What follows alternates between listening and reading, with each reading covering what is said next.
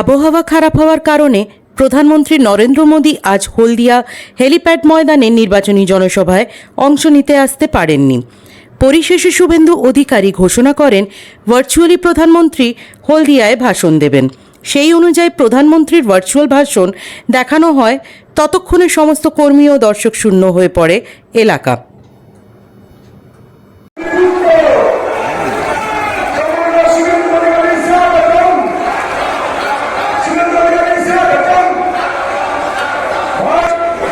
সম্মানীয় সাহেব দাস ঘাটাল লোকসভার কো ইনচার্জ, সম্মানীয় দেবাংশু মাইতি তমলুক সাংগঠনিক যুব মোর্চার সম্মানীয় প্রেসিডেন্ট, বিভাগ কনভেনর নীতিশ কুমার বারিক, আমাদের হলদিয়া বিধানসভার কনভেনর নিরঞ্জন অধিকারী, রাজ্য বিজেপির সম্মানীয় সদস্য প্রদীপ বিজলি, দীপক কুমার দাস কিষাণ মোর্চার প্রেসিডেন্ট, শ্রী অরূপ জানা লোকসভা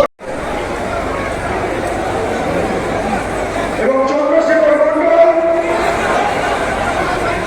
ডিস্ট্রিক্ট জিএম সমস্ত অতিথিদের সম্মানীয় আমি ঘোষণা করলাম এবং বক্তব্য আসন গ্রহণ করার জন্য আমরা একে একে সবাইকে ভারতীয় জনতা পার্টি তমলুক সংগঠন জেলার পক্ষ থেকে আমরা বরণ করে নেব।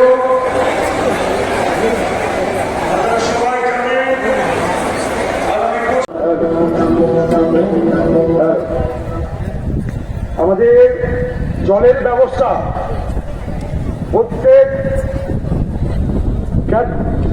প্রত্যেক রোড মধ্যে জলের ব্যবস্থা রয়েছে।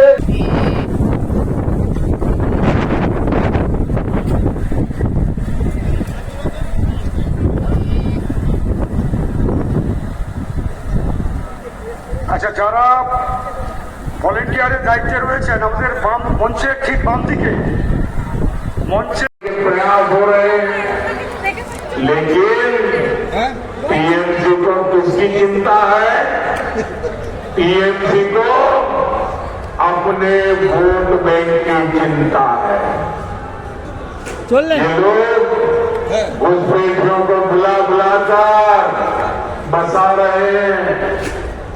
सीमावर्ती इलाकों में बंगाल के लोगों की आबादी घट रही है। आप मुझे बताइए, घुसपैठिए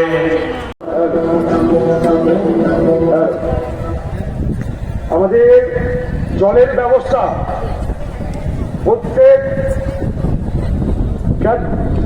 প্রত্যেক রোড মধ্যে জলের ব্যবস্থা রয়েছে।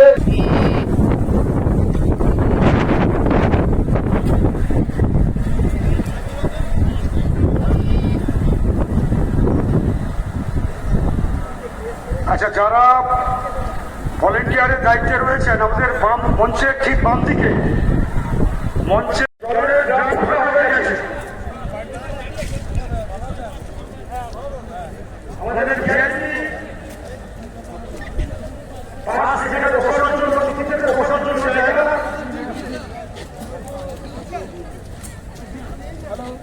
সেখানে